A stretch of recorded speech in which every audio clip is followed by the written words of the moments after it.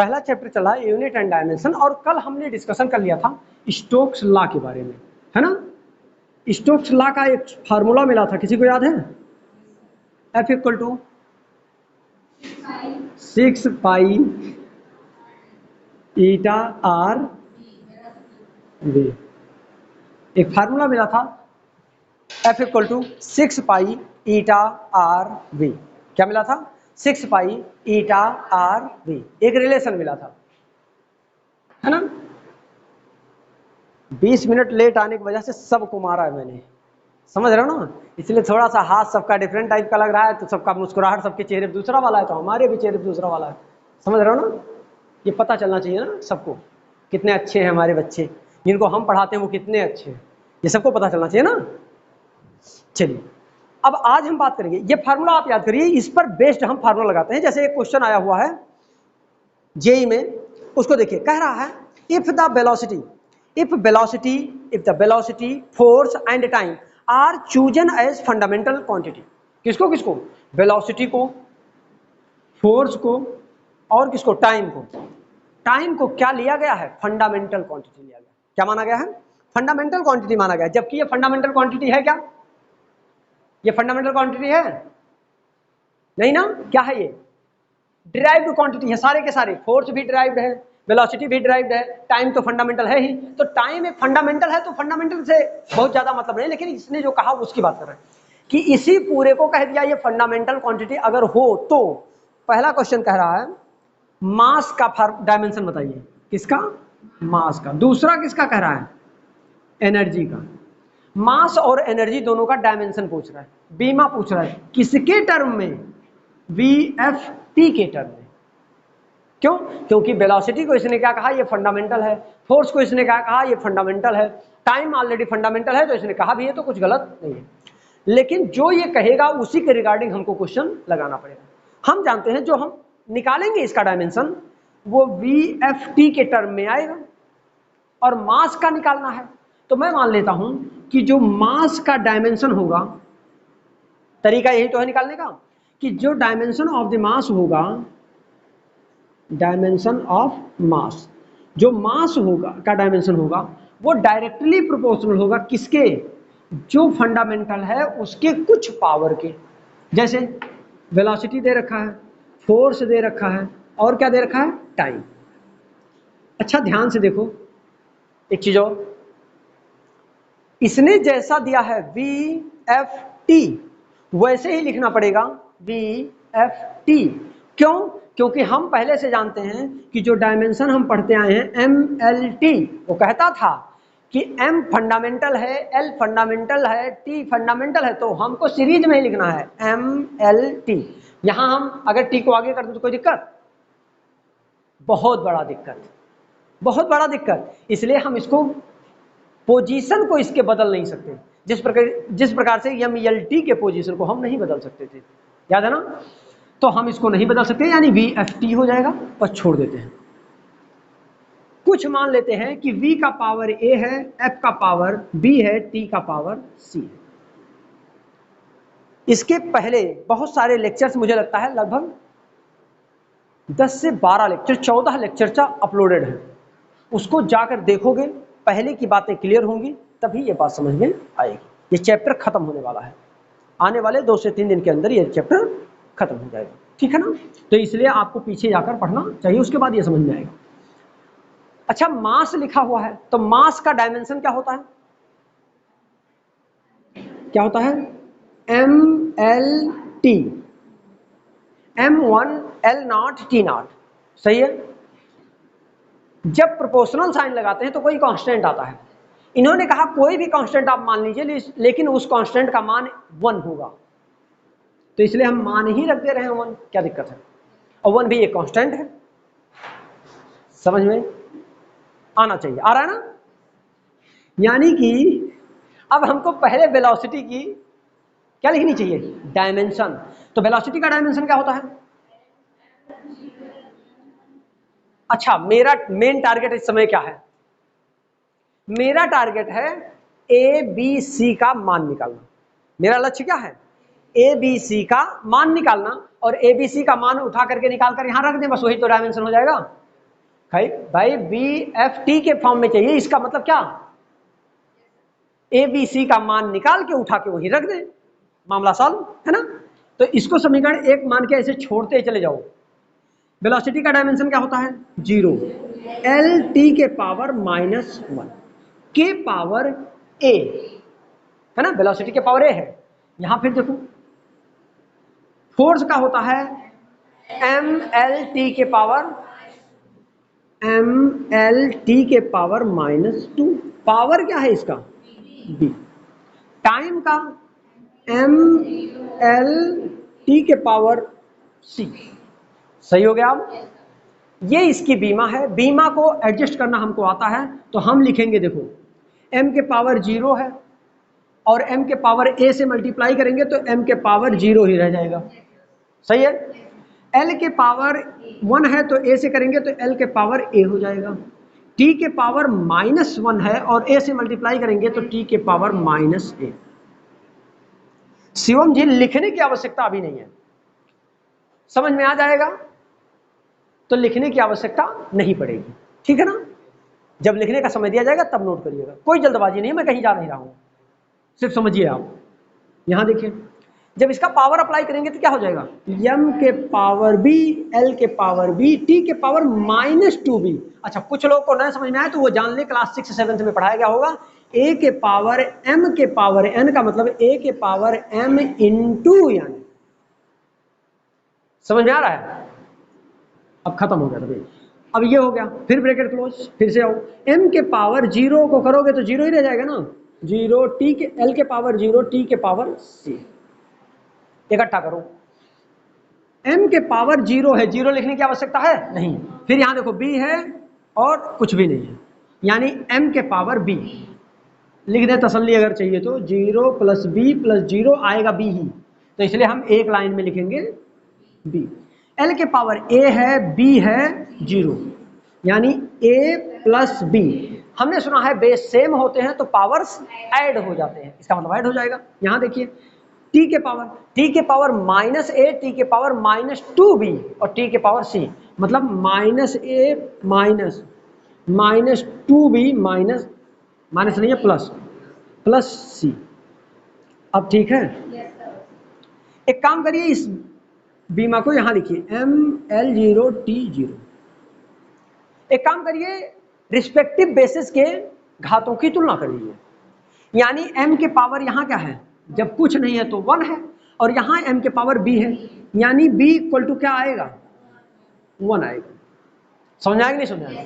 आओ l की तुलना करें, l = 0 हो जाएगा, इधर क्या है, a + b = क्या, 0। एक काम करो, b का मान यहां उठा के रखो, तो a + b मतलब 1 + 0 सॉरी इक्वल 0, तो a = इधर आएगा तो -1। बोलो समझ में आ रहा है ना।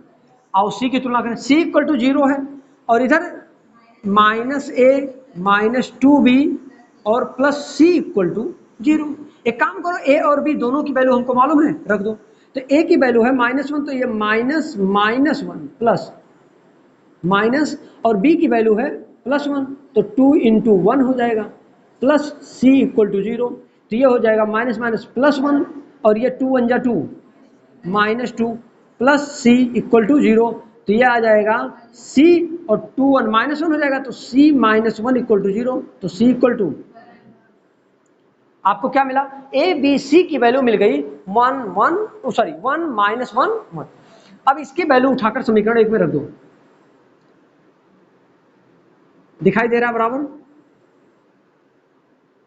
दिखाई दे रहा है समीकरण 1 से। अब समीकरण 1 में रखो उठा करके, तो मिल जाएगा ML0T के पावर 0 का बीमा मिलेगा, मतलब dimension of the mass.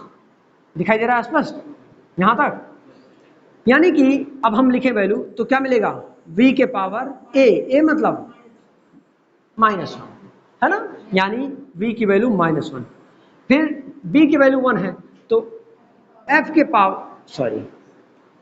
Power 1 और t के पावर 1। ये इसकी एक्चुअल डायमेंशनल फार्मूला होगा, किसका, मास का, किसके टर्म में, वेलोसिटी के टर्म में कहा गया, वेलोसिटी के टर्म में, फोर्स के टर्म में एंड टाइम के टर्म में।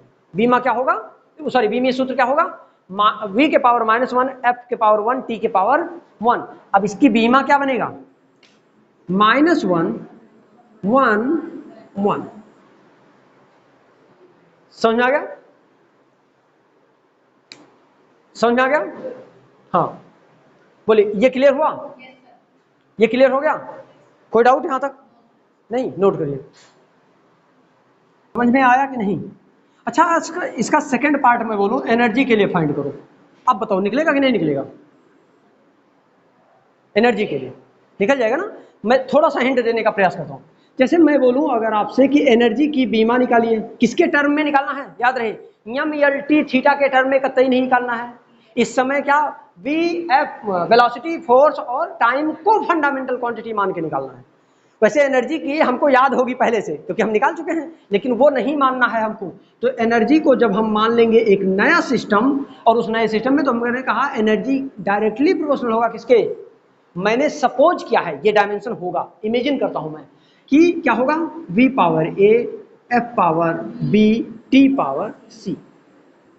और इस प्रोपोर्शनल को हटाने पर कोई कांस्टेंट आएगा, मैं मान लेता हूं कोई कांस्टेंट, या 1 मान लो, क्योंकि 1 ही मानना ज्यादा बेटर होता है, 1 भी कांस्टेंट ही है ना, तो इसलिए चलो 1 ही मान लेते।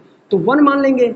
अभी 1 से कोई मतलब नहीं रहा, अंतर नहीं आएगा कोई मल्टीप्लाई करने पर, तो ये हो जाएगा v के पावर a, f के पावर b, t के पावर c। उठा के वैल्यू रखिए इसकी।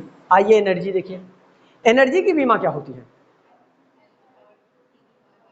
कैसे कह सकता हूं, क्योंकि एनर्जी इक्वल टू होता है, एनर्जी कोई भी हो, चाहे वो काइनेटिक एनर्जी हो, चाहे वो पोटेंशियल एनर्जी हो, चाहे वो वर्क हो, इनकी सब की बीमा एक होती है। क्या होती है, हाफ एम बी स्क्वायर है, यही है ना सूत्र। तो हाफ का कांस्टेंट है, कोई बीमा नहीं होगी, यम का बीमा यम होगा, वेलोसिटी है यानी मीटर पर सेकंड स्क्वायर होगा, मीटर पर सेकंड होगा तो होल स्क्वायर हो जाएगा, तो मीटर स्क्वायर सेकंड स्क्वायर। तो यल के 2 और टी के पावर -2। समझ आया? तुमको समझ में ये चीज आ रहा है कि नहीं आ रहा है? आ रहा है। इसका मतलब ये वैल्यू उठा के इधर रखिए, अब कंपेयर करिए, ये वैल्यू यहाँ रखिए, इसके बाद इसका बीमा लिखिए, वेलोसिटी का, फिर फोर्स का, फिर टाइम का, उसके बाद कंपेयर करिए, कंपेयर करके ए बी सी का मान निकालिए, ए बी सी का मान निकाल करके क्या करिए, रख दीजिए, वही इसका क्या होगा, बीमा, बीमीय सूत्र होगा, और उसकी बीमा भी लिख दीजिएगा बाद में, ठीक है ना? तो इस तरीके से ये क्या हो गया, ये पॉइंट होगा खत्म। एक काम करते हैं, 1-2 फार्मूला हम और दे देते हैं आपको निकालने के लिए, ठीक है? बोलो कोई प्रॉब्लम? अगर आपको कोई दिक्कत होती है मान लीजिए देखने में, तो ये सारी चीजें बहुत डीपली पढ़ाई जा चुकी है प्रीवियस ईयर में, मतलब 2020-21 के सत्र में पढ़ाई जा चुकी है। तो इसके बाद फिर से उस लेक्चर को जाके देख लेना पीछे से, लगभग 150 लेक्चर होंगे वहां के, ठीक है ना, फिजिक्स के। और ये चल रहा है 21-22 का सत्र, ठीक है? अब देखिए, जैसे मैं कह दूं वेलोसिटी क्या दिया है, वेलोसिटी, फोर्स और टाइम में आपको बीमा निकालनी है। मान लीजिए मैं कह दूं ऊर्जा हो गया, मास हो गया, है ना, विद्युत धारा यानी इलेक्ट्रिक करंट, क्या, विद्युत धारा। अब विद्युत धारा आप जानते हैं, विद्युत धारा क्या होता है, विद्युत धारा का सूत्र, विद्युत धारा किसे कहते हैं, क्लास 10th में हमने पढ़ा था, इलेक्ट्रिसिटी पढ़ा था। हाँ, किसके, आवेश प्रवाह की दर को विद्युत धारा कहते हैं। अब आवेश प्रवाह की दर मतलब I = Q/T, याद आ रहा है? तो Q मतलब कूलाम था, कूलाम था ना, और नीचे टाइम T है, चलो CT के पावर -1। अब प्रॉब्लम यहां है ये कि कूलाम आवेश,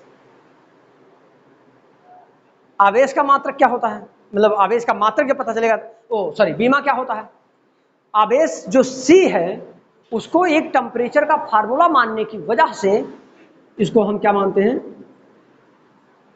थीटा, क्या मानते हैं। तो अब इसका बीमा ये हो गया। अब प्रॉब्लम ये आएगा, थोड़ा सा समझने की कोशिश करो पहले। अब आपसे कहा जाए इधर का बीमा क्या कहा गया है, VFT, है ना, इधर जो बीमा आएगी वो MLT में आएगी, और यहां एक थीटा भी है। एक काम करना, बोल देना थीटा को, आप भाई साहब बाहर रहो, आपको अभी जरूरत है नहीं, जब जरूरत होगी तो हम बताएंगे, इनकी जरूरत नहीं पड़ी। अब इसको लिख सकते हैं m0 L0 t के पावर -1। अब तुलना कर लीजिए, अब आपने इसका बीमा लिख चुका, वेलोसिटी की बीमा लिखिए, फोर्स की बीमा लिखिए, टाइम की बीमा लिखिए, एबीसी पावर इसका है। उसके बाद तुलना करके एबीसी का मान निकालिए और उठा के रख दीजिए, वही होगा क्या, वो एक्चुअली इसमें कंपेयरिंग में नहीं आ रहा है तो बाहर हो जाएगा। जो जब वो तुलना में नहीं आ रहा है, हमको मान किसका चाहिए, हमको थीटा से नहीं मतलब है, हमको चाहिए मान एबीसी का। तो जो जिसका पावर होगा उसी से मानेंगे, चलो तुमको संतुष्ट कर दें। यहाँ थीटा की वैल्यू 1 है और यहाँ थीटा है ही नहीं, तो थीटा के पावर 0 है, खुश कर दें। अब यहाँ 1 है, यहाँ 0 है, तो 1 बराबर क्या आ जाएगा, जो कि इम्पॉसिबल केस है। अरे भाई हम क्या कर सकते हैं, यहाँ नहीं है तो हम थीटा के पावर 0 तो मान सकते हैं, उसको कोई रोक नहीं सकता, क्योंकि हम इतने दिन से यही पढ़ते आ रहे हैं कि हम थीटा को जो वैल्यू ना दी हो उसका वैल्यू हम क्या मान ले लेते हैं, 0 ले लेते हैं पावर में, तो वो वैल्यू हम ले सकते हैं, इसको कोई रोक नहीं सकता, जो कि इम्पॉसिबल केस है, हो ही नहीं सकता। अच्छा 1 कभी 0 के बराबर, मेरे पास 100 रुपया है वो 0 रुपये के बराबर है, ऐसे कैसे हो सकता है। मैं 70 साल का हो गया फिर भी मेरी उम्र 0 है, ऐसे कैसे हो सकता है। तो फिर यहाँ नहीं रहते, है ना, पासपोर्ट वीजा के साथ कहीं और होते, पर ये गड़बड़ है ना, तो इसलिए हम इसकी कोई तुलना नहीं करेंगे, तो बाहर रह जाएगा, इसकी तुलना कर लेंगे, काम मेरा चल जाएगा। ठीक, तो और साथ में लेंथ की भी बीमा निकाल लीजिएगा, तो दो चीज मिला, आई की बीमा और लंबाई की बीमा, लेंथ, इसको निकाल करके कमेंट करना है, ठीक है ना, कमेंट कर देना है। और जो लोगों के पास मोबाइल है वो लोग कमेंट कर देंगे, जिनके पास नहीं है वो ले आएंगे, सॉल्व कर दिया, यही चेक कर लिया जाएगा। समझ में आ रहा है कि नहीं आ रहा है, बोलो क्लियर। ये चीजें तुमको हो सकता है समझ में ना आए, तो इसको लिए जाना पड़ेगा पीछे, बिना गए काम नहीं चलेगा। जो भी ये लेक्चर बन रहा है इसके पहले के सारे लेक्चर्स देखने पड़ेंगे, तभी ये समझ में आएगा। कल से हम पढ़ेंगे आपका, हमने लिमिटेशंस वगैरह पढ़ ली है ना, पढ़ लिया है, अरे बीमा का वो हानि, कमियां, सीमाएं, क्या नहीं पढ़े, क्या कह रही है, सुनाई नहीं दे रहा हमको, किरण, अच्छा एरर, इरर नहीं होता, वो एरर है, इरर्स कहाँ से खोजने मिलेगा हमको। चलिए ठीक है, पहले हम सिग्निफिकेंट जब नहीं पढ़ेंगे तो एरर्स नहीं आएगा, ठीक है ना, त्रुटि सिग्निफिकेंट फिगर के बाद आएगा, कौन सी अंक लेना है, कौन सा अंक छोड़ देना है, राउंड वैल्यू क्या होती है, इन सारी चीजों को स्टडी के बाद ही पता चलेगा कि एरर क्या है, कमियां क्या है, ठीक है ना। तो इससे बाद में हम क्या पढ़ेंगे, सिग्निफिकेंट फिगर। कल का हमारा लेक्चर यहीं से शुरू होगा। सिग्निफिकेंट फिगर मतलब